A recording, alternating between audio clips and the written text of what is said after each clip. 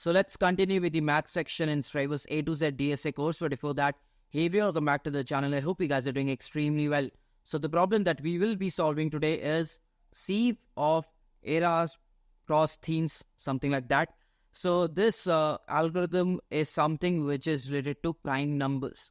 So in order to understand that, let's pick up a very simple problem. Given a number n, you have to print all the primes up till n. So assume I give you n as 10. So you'll have to print down all the primes till the number 10. So that will be 2, 3, 5 and 7. So there are 4 primes till 10. So you'll have to print down all the 4 prime numbers. Now, what is the extreme naive solution that you can think of? We know how to check a prime number, right? So it'll be like, okay, we'll start from I equal to 2 because that is the first prime number. We can go ahead till n and we can call the prime function that we already know how to write. If this is a prime number, we can print the prime. So this will be the extreme naive solution, the brute force. And what will be the time complexity? The outer loop is running for bgo of n and the prime check we know can be done in square root of n. So this will be the time complexity. Obviously, this is an extremely expensive operation. Why? Imagine I give you n as 10 to the power 5 and I ask you to print down all the prime numbers till 10 to the power 5.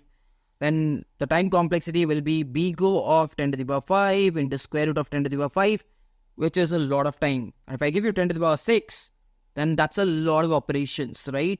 So that is why this method is something that we will not be following and we'll try to optimize this. So what will be the optimized method? So what is taking time over here? The first one is the loop, which is iterating through each and every integer. And then there is a prime check. If I can optimize this prime check and if I can do it in a constant time, if I can do the prime check in a constant time, then the square root of n will go off.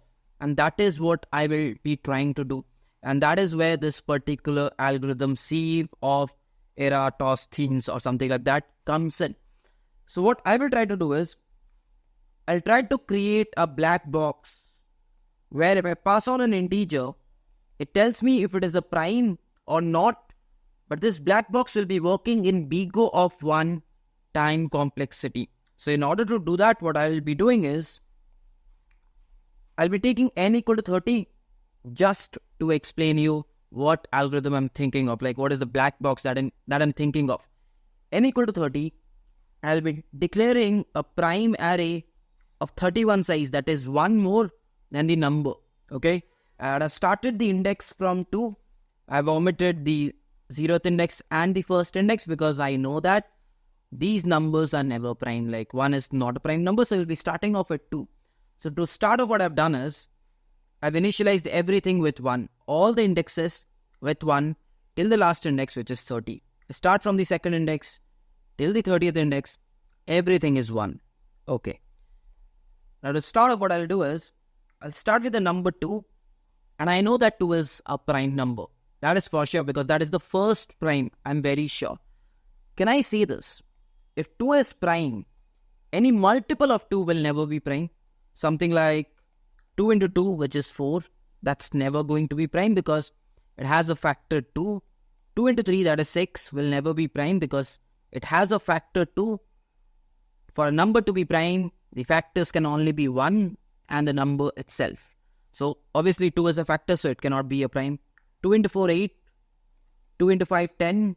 These numbers cannot be prime. I'm very sure of it. So what I'll do is, I'll be like, okay, let's go ahead and mark them as 0. So I'll go ahead and mark them as 0. Perfect.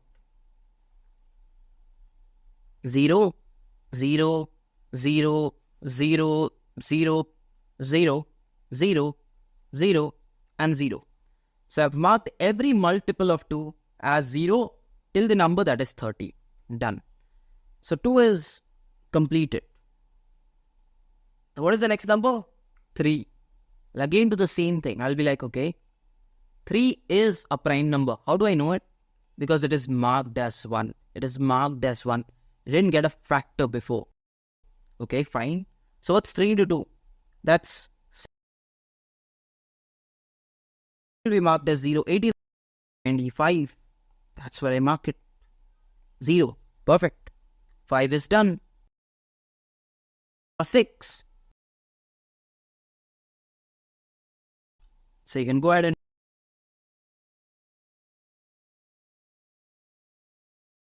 n, and you can say prime.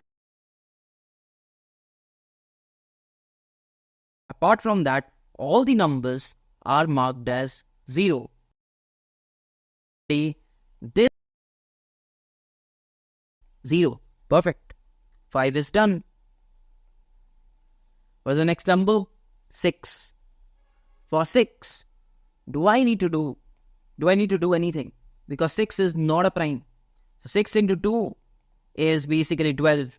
That would be marked by someone who marked 6. 6 was marked by 2 and 3 because 2 and 3 both have multiples as 6.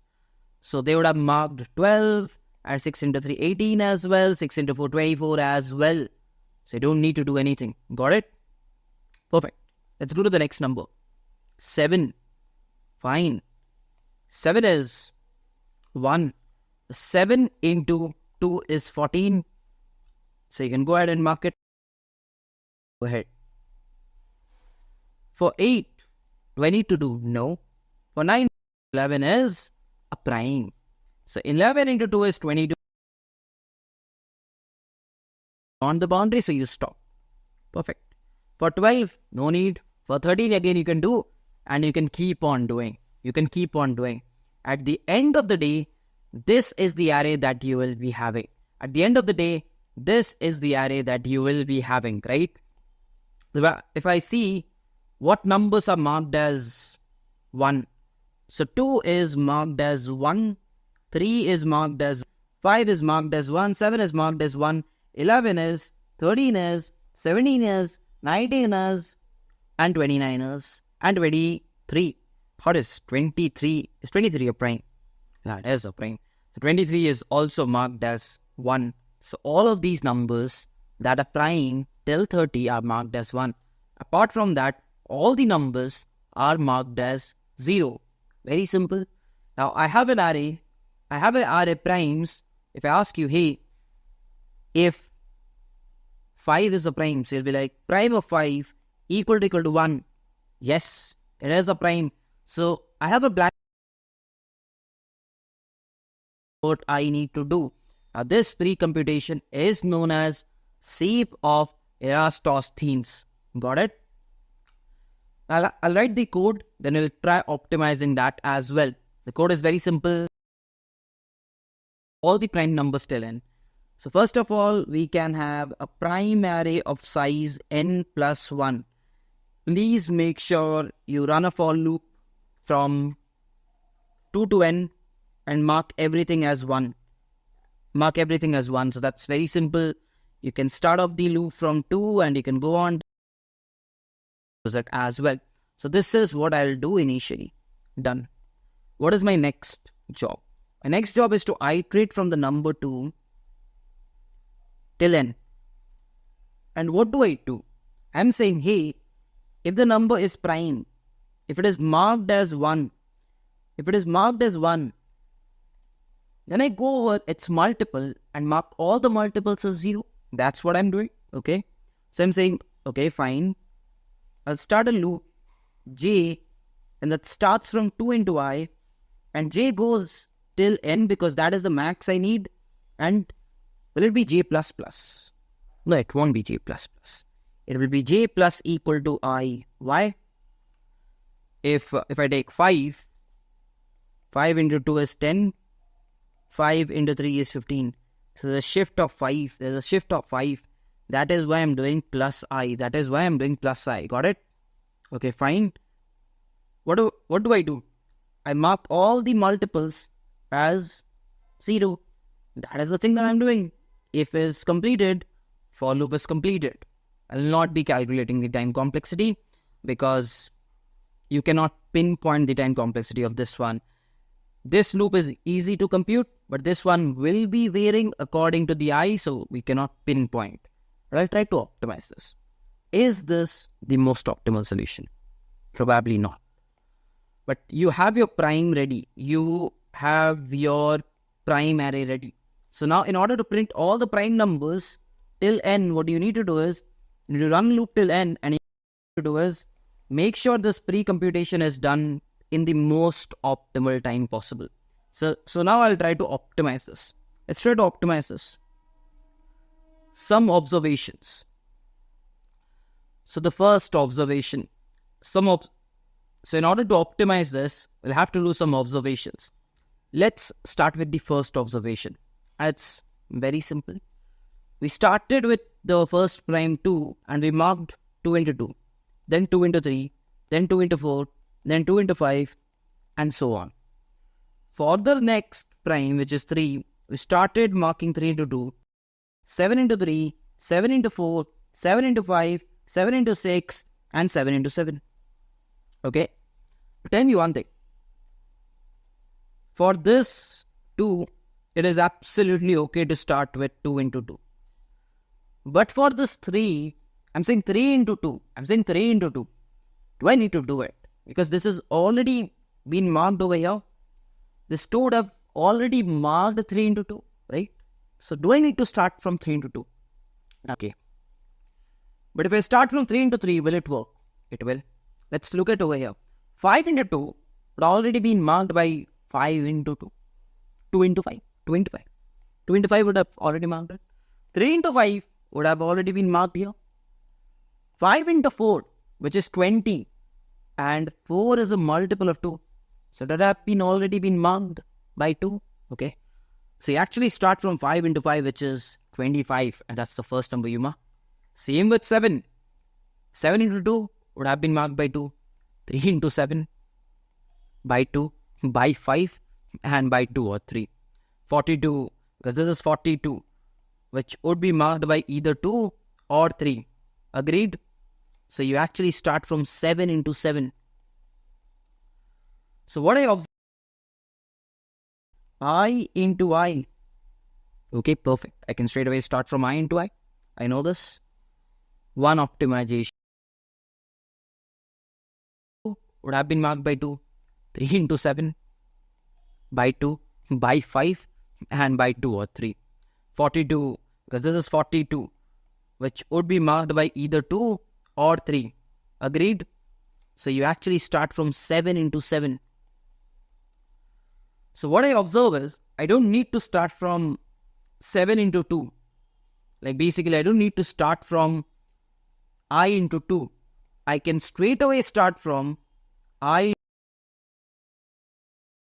If I'm starting from I into I, let's take the number as, the number is 30, right? N is 30. Now the moment I reach 6, what happens is, I is 6, okay?